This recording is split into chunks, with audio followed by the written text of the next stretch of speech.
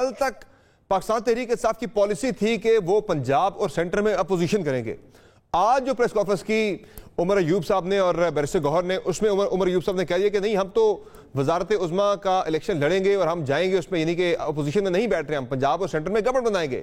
تو اب ایسی کیا چینج آ گئی ہے کہ جس میں آپ نے دوبارہ حکومت بنانے کا فیصلہ کیا؟ نمبر آف سیٹس تو آپ کی وہی ہیں ابھی بھی جو کل تھیں.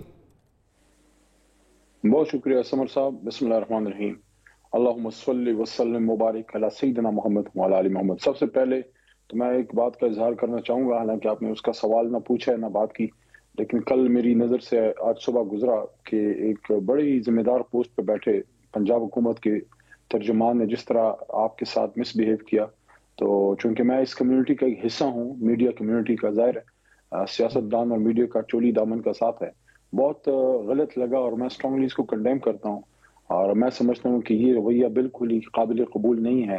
حکومتی عہدے پہ بیٹھے لوگوں کو اس بات کا خیال رکھنا چاہیے کہ آپ جس عہدے پہ بیٹھے ہیں تو اس کے پیچھے سپورٹ عوام کی ہے. آپ پبلک ایکسچیکر سے منی ڈرا کرتے ہیں اور اس کی ضرورت ہے کہ سب سے پہلے آپ اس پیشے کو رسپیکٹ ہے جس سے آپ کا تعلق ہے. اب آپ کے سوال کی طرف آتا ہوں. تحریک انصاف سب سے بڑا پارلیمنٹری یونٹ ہے اس وقت. 93 پہ ہم کھڑے ہیں. ہمارے بعد میاں صاحب کی جماعت ہے اور اس کے بعد زرداری صاحب. تو آئینی جمہوری قانونی طور پہ رائٹ ہمارا ہے کہ ہم حکومت بنائیں, ہمیں حکومت بنانے کی دعوت دی جائے یا جو بھی اپرچونٹی ہے وہ ہمیں ملے. اور اب دوسرا سوال آٹومیٹکلی یہی ہے جو آپ نے گوش گزار بھی کیا کہ کیا ہمارے پاس اکثریت ہے. دیکھیے, ہم اپنے طاقت سے, اپنے دم سے, جو عوام نے ہمیں اللہ کے حکم سے دی ہے اس پہ حکومت بنانے کی پوزیشن میں آئیں گے اگر ہمارے فارم 45 کا ایشو حل ہوتا ہے. اور جس طرح کل کمشنر راولپنڈی کا ایک بہت بڑی بریکنگ نیوز آئی ہے اور اس کے بعد آپ نے دیکھا ہوگا کہ کس طریقے سے حکومتی لوگ آئے, انہیں پریس کانفرنسز کی, رات کو دیر رات آئے. لیکن کل کے پروگرام میں ہی ہمارے پاس آپ کے پارٹی سپوکس پرسن تھے رؤف حسن صاحب, انہوں نے کہا جی جب تک ہماری سیٹیں جو فارم 45 کے مطابق ہم سے چھینی گئی ہیں جب تک وہ واپس نہیں ملتی تب تک ہم اپوزیشن کریں گے, اس کے بعد اگر ہماری بنتی ہوئی صورتحال تو پھر ہم حکومت لیں گے ہر صورت میں. تو ایک دن میں پھر کیا چینج ہو گیا ایسا کہ آپ نے فیصلہ کرے کہ ہم لڑیں گے؟ اور ابھی بھی آپ کی اکثریت نہیں ہے کہ آپ کسی بڑی پارٹی سے بات کرنے کو بھی تیار ہیں. کیا آپ پیپلز پارٹی سے پھر بات کرنے کے لیے آپ پھر کوئی آپ کی بات چیت ہو رہی ہے؟ جی, میں سمر بھائی اسی طرف آ رہا تھا کہ کل کی جو سٹارکنگ ریولیشنز ہیں, ہوش ربا انکشافات جو کل کمشنر راولپنڈی نے کیے ہیں, تو یہ ایسے کوئی انکشافات نہیں ہے جو عام عوام یا ہم لوگوں کو پتہ نہیں تھے, لیکن حکومتی سرکل سے اندر سے یہ بات آنا بہت زیادہ ہوش ربا ہے. اور اس پہ بجائے اس کے کہ کچھ ذمہ دار لوگ اپنے آپ کو سائڈ پہ کرتے اور اپنے آپ کو انویسٹیگیشن کے لیے پیش کرتے, اس شخصیت پہ کہا گیا کہ یہ خدا نخواستہ پاگل ہیں. تو ٹھیک ہے, ایسے معاشرے میں جہاں سچ فوت ہو جائے اور جہاں حق بات پہ کھڑا ہونا مشکل ہو تو وہ معاشرہ پھر سچی بات کرنے والے کو پاگل ہی کہتا ہے. تو لوگوں نے جو بات کی ہے وہ انہوں نے وہی کی جو اس معاشرے میں اب رنگ ہے کہ کوئی سچی بات کر نہیں سکتا, خاص کر حکومتی سطح پہ کوئی بات کرے تو یہ رجحان نہیں ہے. اب اس کی انویسٹیگیشن ہونی چاہیے.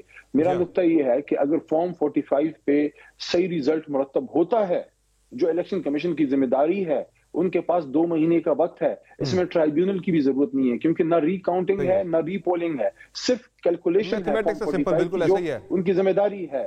تو اس پہ ہماری طاقت یہ ہے کہ ہم اللہ کے کرم سے 160 170 پلس پہ جاتے ہیں. لیکن اگر وہ نہیں ہے تو ہم نون یا پیپلز پارٹی, تو ظاہر خان صاحب نے اس سے منع بھی کیا ہے اور وہ نظریاتی طور پہ اختلاف بھی ہے.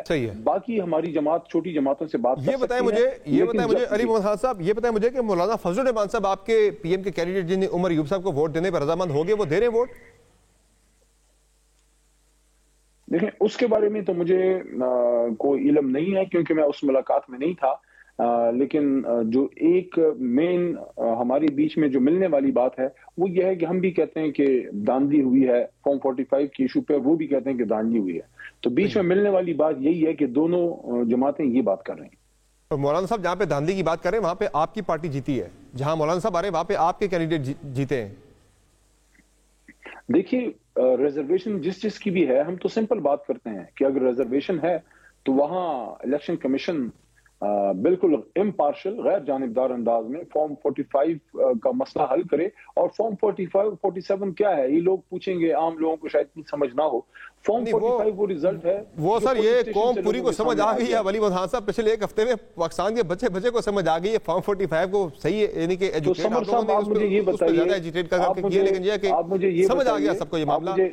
مجھے یہ بتائیے یہ کتنا کوئی مشکل کام تھا. یہ تو چھٹی جماعت کا طالب علم جو نیا کیلکولیٹر چلانا سیکھے اس کو بٹھا دیں, وہ آپ کو یہ پولنگ سٹیشنز کے جمع تفریق کر کے بتا دے گا. یہاں فطور نہیں ہونے چاہیے, نیت میں فطور نہیں ہونا چاہیے. صحیح ہے. تو پھر یہ کیلکولیشن پہ مولانا فضل الرحمان بھی اگر اسی کی بات کر رہے ہیں پھر آپ کے بندے جو ہیں وہ کے پی میں پھر غلط جیتے ہیں, کیونکہ مولانا فضل الرحمان جہاں ہارے وہاں آپ کے کینڈیڈیٹ جیتے ہیں, وہاں سے آپ کے M N As M P As. نہیں, ہمارے کینڈیڈیٹس اگر جیتے ہیں تو ہمیں تو کوئی سپورٹ نہیں تھی. تمام جو نظام ہے, سسٹم سارا جتنا آر اوز کا نظام ہے, جو بھی پولیسنگ ہے, سب کچھ تو ہمارے خلاف تھا. تو ہمیں کس کی سپورٹ تھی؟ لیکن اس کے باوجود اگر کسی کو شک ہے, سب سے پہلے میں اپنا حلقہ آفر کرتا ہوں, میرے حلقے سے سٹارٹ کرنا ہے, ریکیلکولیٹ کرنا ہے. پھر مولانا صاحب غلط بیانی سے کام لے رہے ہیں, اگر سارا کچھ شفاف تھا پھر وہ غلط الزام لگا رہے ہیں. دیکھیں ان کا موقف ہے, تو اگر ان کو شک ہے تو ہم تو آفر کرتے ہیں, جہاں جہاں کسی کو بھی ہمارے ممبر پہ شک ہے ریکیلکولیٹ کر لے. لیکن ہمیں سوال یہی ہے کہ ہمارا تو لیڈر جیل میں ڈال دیا گیا, ہمارے لوگ اٹھائے گئے, گرفتار ہوئے, تو ہمیں کدھر سے کون سی سپورٹ تھی؟ یہ الزام ہم پہ 2018 میں لگتا تھا. شکر ہے اس دفعہ اس الیکشن میں وہ الزام بھی دھل گیا, اور یہ بات کلیئر ہوگی کہ تحریک انصاف کبھی بھی کسی کے دم پہ نہیں جیتی, صرف عوام کے دم پہ. یہ بھی بتا دیں علی محمد صاحب, یہ جو کل سپریم کورٹ آف پاکستان میں بڑی سماعت ہونے جا رہی ہے انتخابات کے حوالے سے, تحریک انصاف اس میں پارٹی بن رہی ہے یا نہیں بن رہی؟ دیکھیں اس پہ کور کمیٹی اس پہ فیصلہ کرے گی, اور میرے خیال میں پولیٹیکل کوئی اب کے بعد کب کرے گی فیصلہ؟ سب سے بڑی رات کے 8:30 بج رہے ہیں, تقریباً 8:15 ہو رہے ہیں, اور کل صبح سماعت ہے, تو کب فیصلہ کرے گی کور کمیٹی؟ رات 12 بجے بیٹھے گی یا کل صبح ارلی ان دا مارننگ بیٹھے گی؟ دیکھیں پارٹی فیصلے مشاورت سے ہی ہوتے ہیں, ایک شخص تو نہیں کرتا. اور ظاہر خان صاحب اس وقت جیل میں ہیں, تو جو مین کور کمیٹی ہے اور اس میں بھی جو 5 سینئر لوگ ہیں, تو ان کی بھی مشاورت رہتی ہے. ہوپ فلی اتنے بڑے میٹر میں تحریک انصاف کی موجودگی ہوگی انشاءاللہ. اچھا, مجھے یہ بتائیں کہ یہ خیبر پختونخوا میں پاکستان تحریک انصاف پارلیمنٹیرین کا انتخاب کیوں کیا گیا اتحاد کے لیے؟ دیکھیں اس پہ کوئی ابھی فائنل فیصلہ تو نہیں ہے. پارلیمنٹیرین کے حوالے سے خان صاحب کی طرف سے تو اپروول نہیں تھا. ہماری ملاقات ہوئی تھی تو اس میں خان صاحب نے پارلیمنٹیرین کے حوالے سے اوکے نہیں کیا تھا, کیونکہ پرویز خٹک صاحب کا جو سٹینس رہا تھا خان صاحب اور تحریک انصاف کی وجہ سے, تو اس پہ خان صاحب کی بھی اپروول نہیں تھی, اور ممبران بھی اس میں بھی متفرق رائے پائی جاتی ہے. تو اس پہ لیکن اب تو خٹک صاحب مستعفی ہو گئے نا, اب تو وہ مستعفی ہو گئے, اور شاید جو اطلاعات ہیں وہ اسی ڈیل کے تحت تو مستعفی ہوئے کہ تحریک انصاف کے ساتھ ان کی بات بن رہی ہے. نہیں, پختونخوا میں کسی اگر اس پہ کوئی بیٹھک ہوئی ہے اس میں میں حصہ نہیں ہوں, لیکن مرکز میں جو ہماری پارلیمنٹری پارٹی ہے اور اس کے علاوہ خان صاحب سے جو ملاقات ہوئی, تو اس میں تحریک انصاف پارلیمنٹیرین جو پرویز خٹک صاحب کی جماعت تھی جس میں محمود خان صاحب بھی ہیں, تو اس پہ خان صاحب کی رائے مثبت نہیں تھی. اور ابھی آپ کا ان سے اتحاد نہیں ہو رہا یا ہو رہا ہے؟ آپ کنفرم کر رہے ہیں یا ڈینائی کر رہے ہیں؟